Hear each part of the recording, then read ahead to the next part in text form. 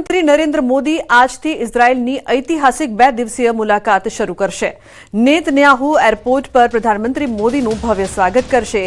આ ઉપરાંત પીએમ મોદી પ્રધાનમંત્રી રાષ્ટ્રપતિ આઇઝેક હર્ઝોગ સાથે સૌજન્ય મુલાકાત પણ કરશે।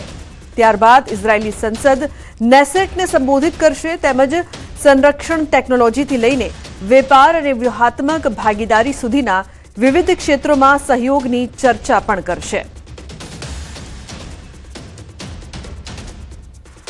પીએમ મોદી ઇઝરાયેલ પ્રવાસે રવાના થઈ ચૂક્યા છે। ઇઝરાયેલ પ્રવાસને લઈને પીએમ મોદીની પોસ્ટ, નેસેટને સંબોધવા માટે આતુર છું। બંને દેશો બહુપક્ષીય વ્યૂહાત્મક ભાગીદારી ધરાવે છે।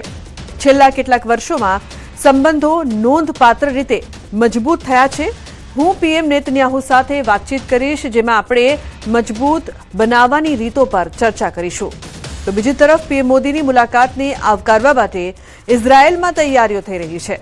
ઇઝરાયેલના પાર્લામેન્ટ સ્પીકરે સોશિયલ મીડિયામાં પોસ્ટ કરીને જણાવ્યું છે કે પીએમ મોદીને આવકારવા માટે આજે રાત્રે નેસેટ ભારતીય ધ્વજના રંગોથી ઝળહળતું થશે।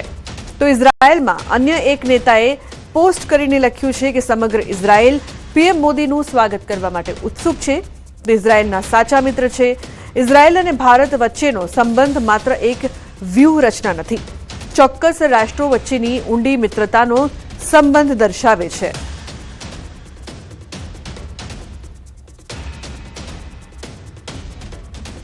તો મોદીને આવકારવા માટે ઇઝરાયેલમાં થનગનાટ છે। ઉલ્લેખનીય છે કે પીએમ મોદી આજથી ઇઝરાયેલના પ્રવાસે, ત્યારે જુઓ કઈ રીતે તૈયારીઓ થઈ રહી છે।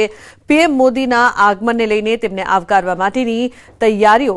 ઇઝરાયેલી સંસદ નેસેટને તેઓ આજે સંબોધિત કરવાના છે। 3 અલગ અલગ દ્રશ્યો આપ જોઈ રહ્યા છો। એક તરફ પીએમ મોદી માટે ખાસ તૈયારીઓ, પીએમ મોદી રવાના થયા તેના પણ દ્રશ્યો, તો બીજી તરફ ઇઝરાયેલમાં ભારતીય રાષ્ટ્રધ્વજના રંગથી જે સમગ્ર જે વિસ્તાર છે તે રંગોથી સજાવવામાં આવ્યું છે।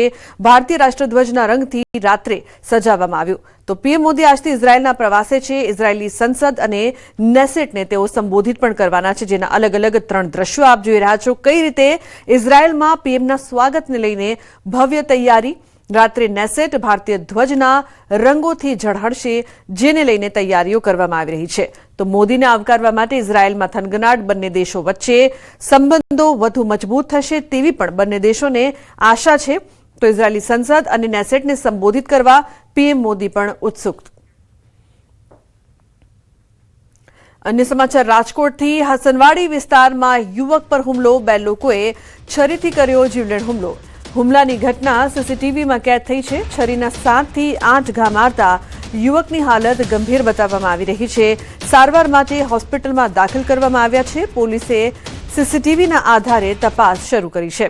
તો હુમલાની આ સમગ્ર ઘટના સીસીટીવીમાં કેદ થઈ છે, જેમાં જોઈ શકાય છે કે રીતે હુમલો કરવામાં આવ્યો। છરીના 7 થી 8 ઘા છે તે મારીને જીવલેણ હુમલો કરવામાં આવ્યો। 2 લોકોએ છરીથી જીવલેણ હુમલો કર્યો હતો। હસનવાડી વિસ્તારમાં યુવક પર જીવલેણ હુમલો। તો આ સમગ્ર મામલે પોલીસ દ્વારા વધુ તપાસ કરવામાં આવી રહી છે। આ તરફ લખનૌના ઠાકોરગંજ વિસ્તારમાં ઉગ્ર મારામારી થઈ। મહેતા લોનમાં બગી ચાલકને માર મારવામાં આવ્યો। લગ્ન પ્રસંગ દરમિયાન જાનૈયાઓ ડ્રાઈવરને નિર્દયતાથી માર મારતા દેખાયા, જેનો વિડીયો સોશિયલ મીડિયા પર ઝડપથી વાયરલ થઈ રહ્યો છે।